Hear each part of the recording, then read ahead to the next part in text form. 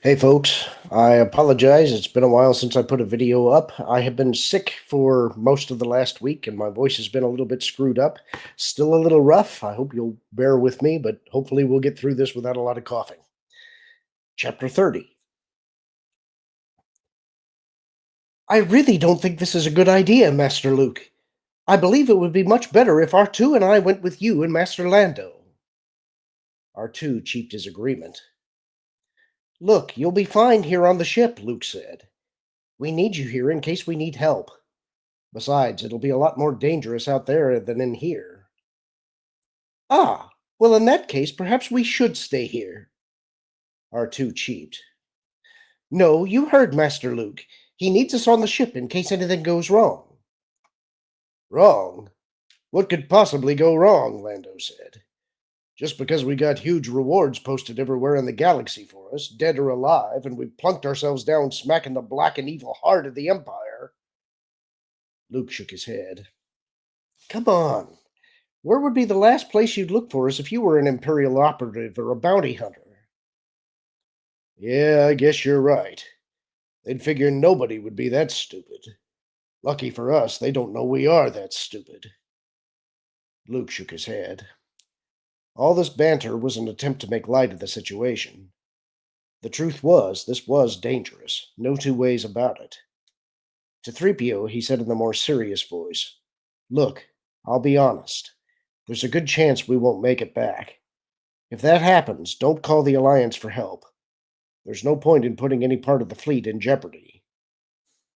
3PO said, I understand.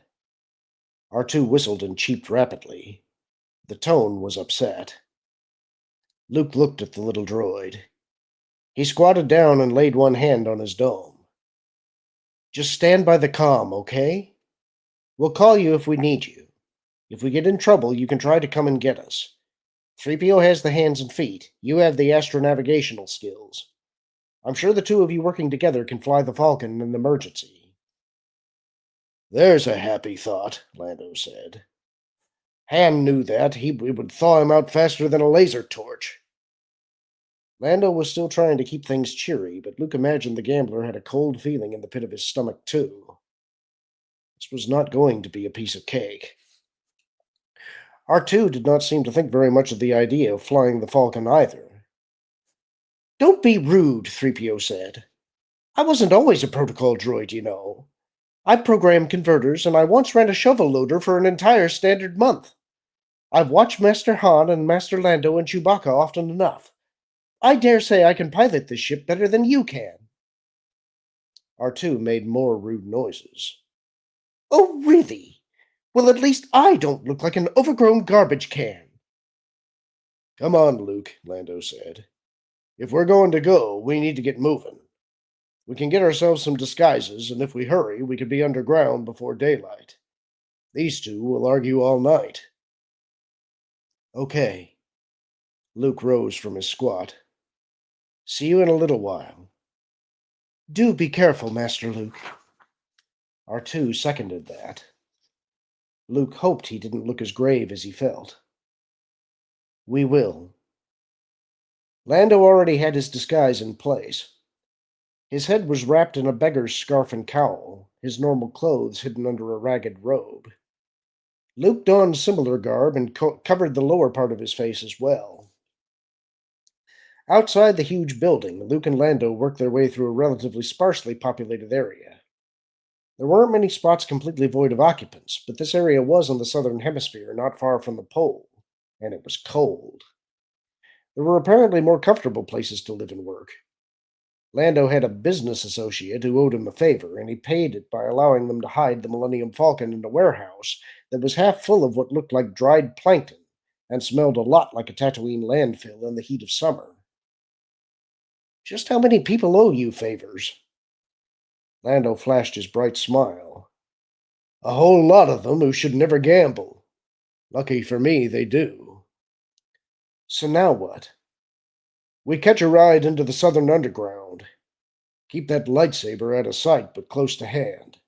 This is not the kind of place you want to take your granny for tea, if you know what I mean. Bad as Mos Eisley? Parts of it are worse. Great. Why are we going to such a delightful part of this chrome-plated planet anyhow?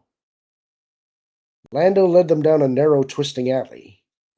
Luke saw that he kept his hand on his blaster as they moved. The air was frigid.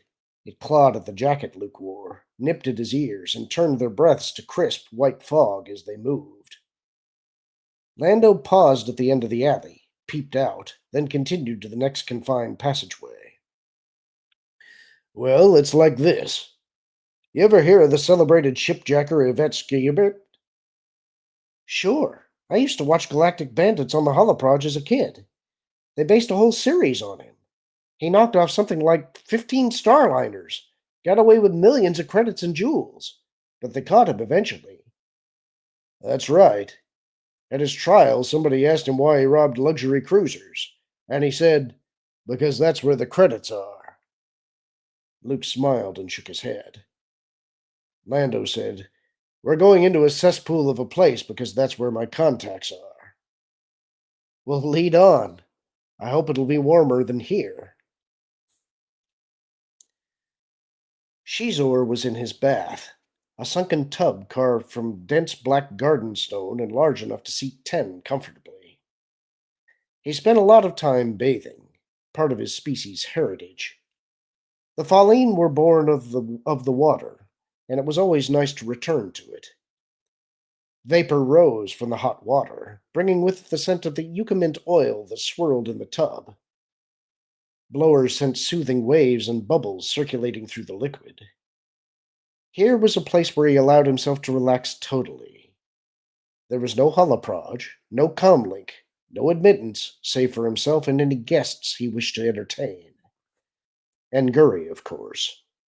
He would sometimes have music piped in when the mood struck him, but otherwise he wanted nothing to intrude on his peace while he soaked away the day's tensions. He leaned back against the warmed stone and sipped a mild after-dinner drink, a smoky blend of wormwood and spice extract, just potent enough to add an inner glow to the water's warmth around him. Life always looked better from in here. Things were almost perfect. He'd invited Leia to join him, but she had declined to do so. Things were almost perfect. Guri strode into the bathroom and stopped next to the tub. You know I hate to be disturbed here, he said. Which was, he realized even as he spoke, a pointless thing to say. Guri would not have bothered him if whatever she wanted had been something that could wait. She produced a small calm. The Emperor, she said. Xizor sat up and grabbed the comlink. My master, he said. I shall be leaving the planet shortly, the Emperor said, to inspect portions of a certain construction project of which you are aware. When I return, we must get together. I have a few things I would like to discuss with you. Of course, my master. Tales have reached me concerning one of the rebels, Luke Skywalker. It seems you have an interest in him. Skywalker? I have heard the name. I cannot say I have an interest in him. We shall speak of this on my return. The conversation ended. The Emperor disconnected. He seldom bothered with opening or closing salutations. Xizor put the small comlink cylinder on the edge of the tub and allowed himself to sink deeper into the tranquilizing water. Well, it was to be expected that the Emperor would find out about his plans sooner or later. It affected nothing as long as Xizor remained cautious.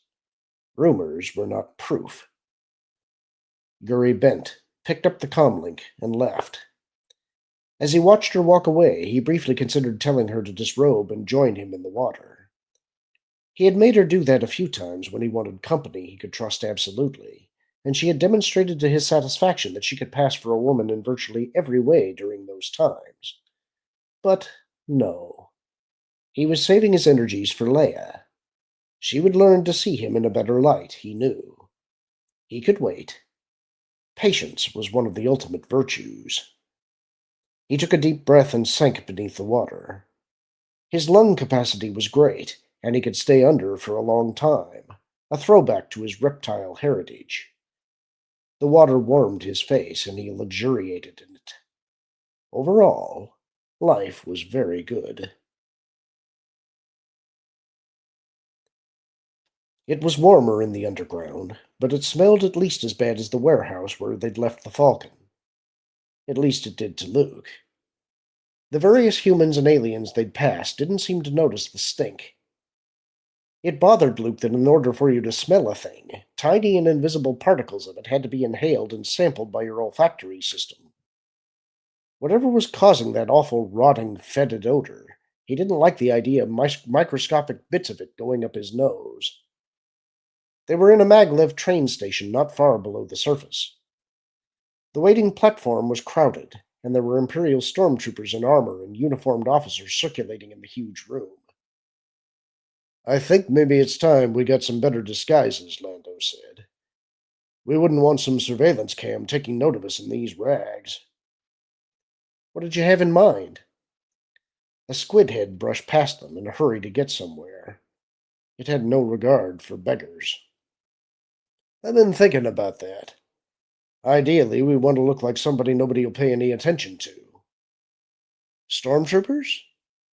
Lando nodded. "Yeah, or maybe the elite stormtroopers would be better. Their faces are covered, and since they're so well regarded, nobody is apt to bother them." Luke looked around. "I see one about my size over there by the ticket droid." "Yep, and there's one about my height and weight by the periodical dispenser. Maybe we should do our duty to the Empire and report something strange going on in one of the fresher booths, you think?" "Just as any loyal citizen would," Luke said. He and Lando grinned at each other. Leia awoke, feeling groggy. There wasn't any way to keep track of time that she could see. She had dozed off for a while. Xizor had called and asked if she wanted to take a bath with him. A bath? Come on! And she'd fallen back asleep. She got up and moved to the computer console. "What time is it?" The device told her. My, she'd been asleep for almost 6 standard hours. Quite a nap, that. She was also hungry. Even as she thought this, the door slid open and Guri entered, carrying a large domed tray. She put the tray on the computer table in front of Leia. "Food," she said. She turned and left. Leia lifted the dome. A 7-course dinner had been artfully arranged on a series of dishes. A salad, a couple of different kinds of soy pro patties, cooked vegetables, fruit, bread, containers of drinks. It looked great, and smelled pretty good, too. Leia picked up a piece of bread and tasted it. It was warm, chewy, had a slightly sour flavor. Excellent. Might as well eat. If Xizor wanted to kill her, he could have done it by now. Probably he didn't plan to poison her. Like sleeping when you could, eating was one of those things you had to do when it was available. And if it tasted as great as this stuff did, well, that was a bonus.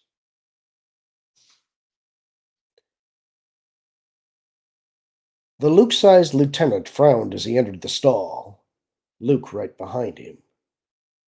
"What are you talking about? I don't see any— what?" This last was uttered as Luke used the Force to take control of the man's thoughts. You'd think a crack trooper in the service of the Empire would have a stronger mind than this guy did.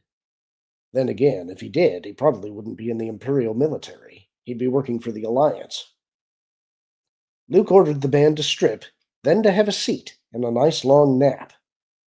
He shucked his own clothes and hurriedly dressed in the borrowed uniform. He kept the blaster, tucked his lightsaber into his waistband under the jacket, moved into the communal part of the refresher, and examined himself in the mirror. Not bad. Behind him, Lando emerged from a stall, dressed in a similar uniform. Lando adjusted the belt with his new sidearm and brushed lint from his right sleeve. "Women love a man in uniform," he said. He lifted his helmet and slipped it on. "Let's hope they don't see the man behind the armor," Luke said. The two of them squared their shoulders, stuck their chests out, and affected an imperial swagger as they exited the fresher.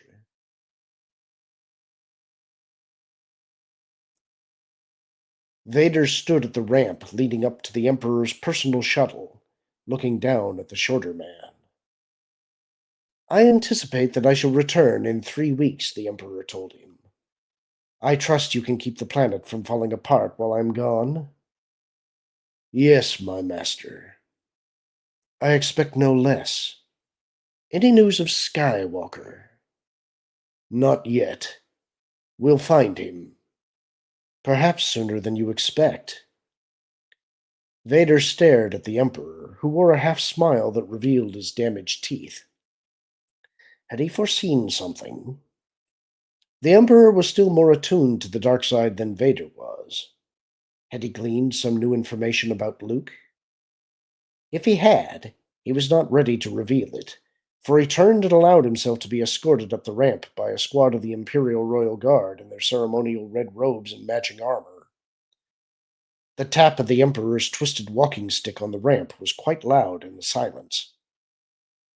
Of all the people in the galaxy, the Emperor trusted Darth Vader most. At least, that's what Vader liked to believe. And as far as he was able to determine, the length of that trust was no farther than an outstretched arm could reach. No matter. He was right about one thing. Sooner or later, Luke would surface. A light that bright could not be hidden for long. By his nature, the boy would have to burn hot enough to be visible to one who had the power and the knowledge of how to look for him. Once a Jedi began to grow in the Force, the process was not easily stopped. In Luke's case, Vader doubted that it could be stopped. They would meet again. A week? A month? A year? It did not really matter. It would happen. Meanwhile, he would keep a sharp eye on the actions of an enemy all too close to home. Even now, Vader's agents sought every scrap of information that they had not already found on the Underlord of Black Sun. That, too, would simply be a matter of time.